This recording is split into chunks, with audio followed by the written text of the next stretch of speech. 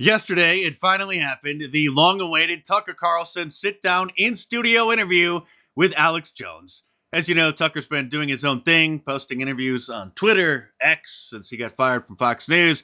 And this is one that we've all been waiting for, and it's fantastic for three reasons.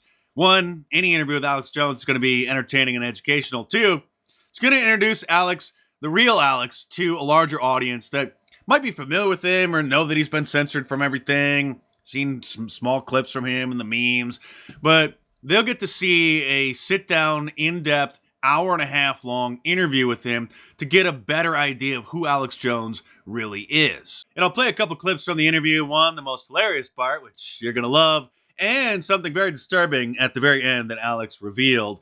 But the third, and probably the most important thing about this interview is it has reignited pressure on Elon Musk to reinstate Alex Jones' account, who still remains banned, despite Elon, giving supposed blanket amnesty to, 10 or 12,000 accounts. But then he famously said that Alex Jones not going to be allowed on the platform because he has a personal beef with Alex, because Elon has bought into what the mainstream media has said about what Alex Jones supposedly got banned for. And it looks like Alex Jones may get a Christmas miracle this year, and probably, not for sure, not 100%, but all signs are now pointing to Elon finally reinstating him. And many of us were politely recommending to Elon that that's the correct course of action, including Jeremy over at The Quartering, who said, think about how much letting Alex back on X would make the machine rage, Elon. It's time.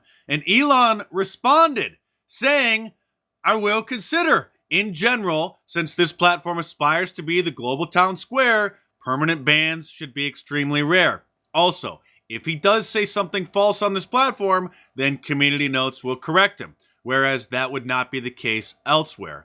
Let's hold a poll. So then, the biggest Elon Musk fanboy in the world, some Malaysian guy named Ian Miles Chong, who is the ultimate Elon reply guy. He replies the second Elon posts anything just to have his tweets seen.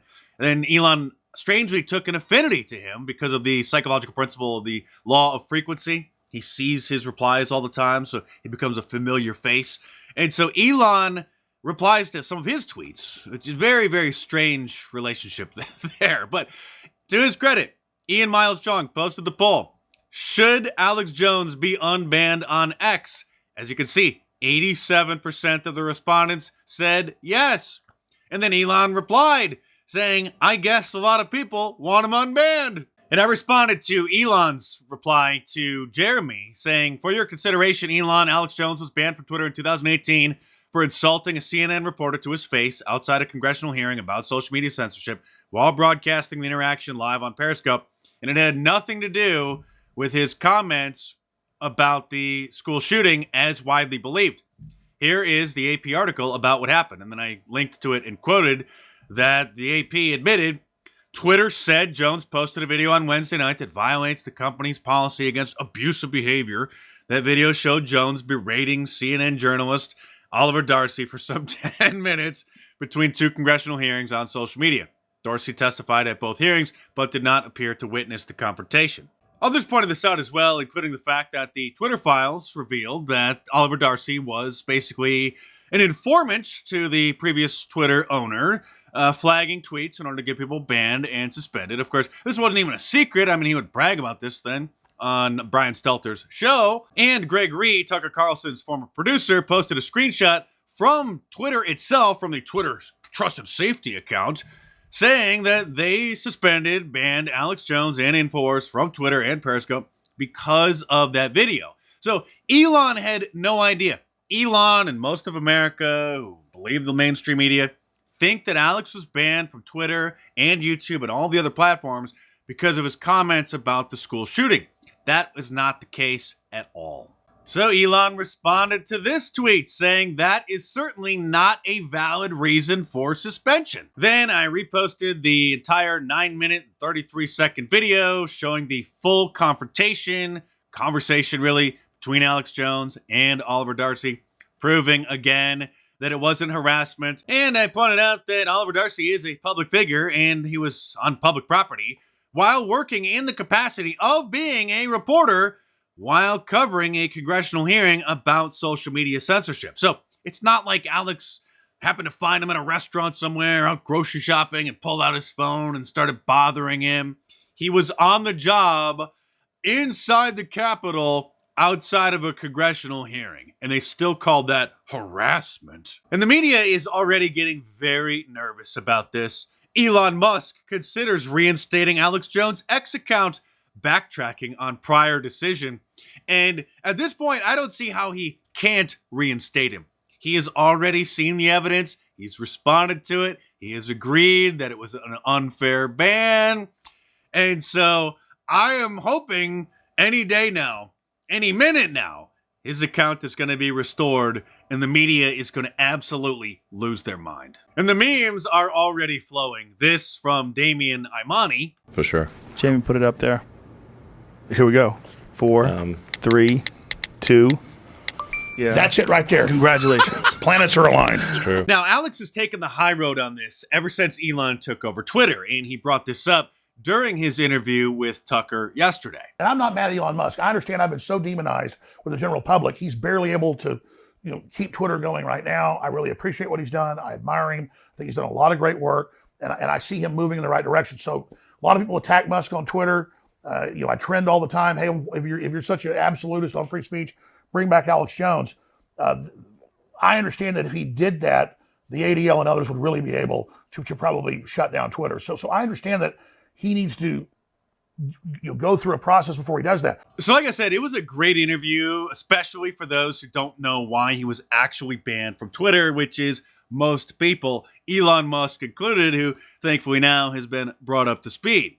You guys probably know if you've been following my channel for any amount of time, I've followed this case very closely because not only am I a fan of Alex Jones, but he's largely responsible for helping me launch my career. I've been a guest on his show for the last 18 years.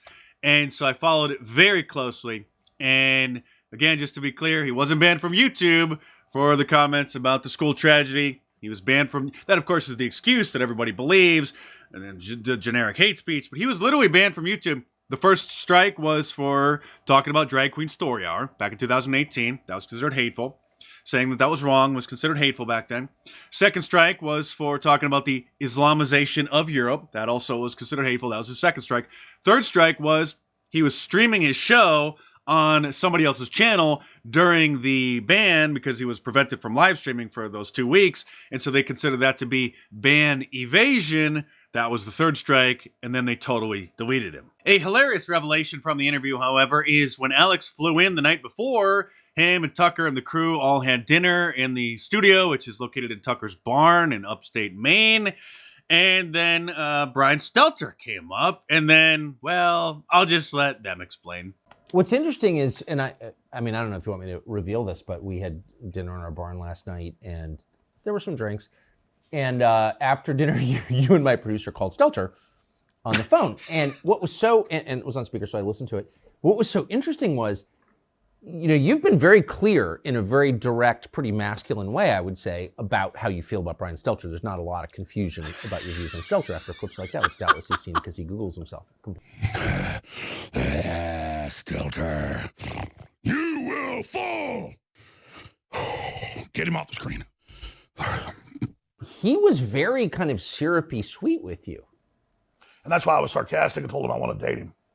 You did, yeah. It's like the exact line that you had was, Brian, I'm not usually gay, but I want you. Yeah. And he seemed a little bit, I'm not saying he's open to it or whatever, but he wasn't shocked by it. And he's like, give me your phone number. I want to talk to you. Yeah. And then he hit your producer up. Please give me his number right now. That was interesting. But I was being silly with him. But there was also a line. He goes, oh, Alex Jones. I said, I want you to come on my show. He said, oh, you still got a show?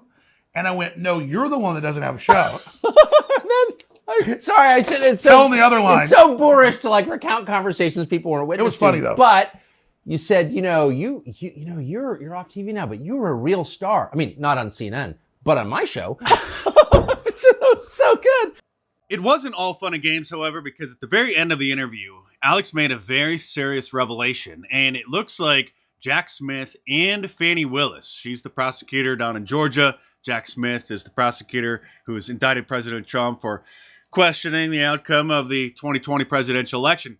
There is a very real possibility that they may indict Alex Jones as a co-conspirator. I got 2 subpoenas last week.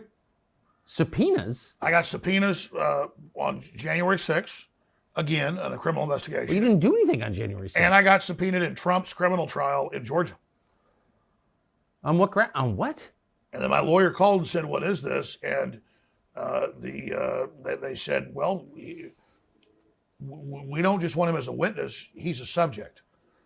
I had nothing to do with Georgia. I'm not saying it's bad they went and challenged it. That's their right. I mean, I went and protested there. So it's just pure intimidation. The establishment is absolutely furious that despite banning him from all of the major social media platforms, he still is able to reach millions of people directly through his website, Infowars.com.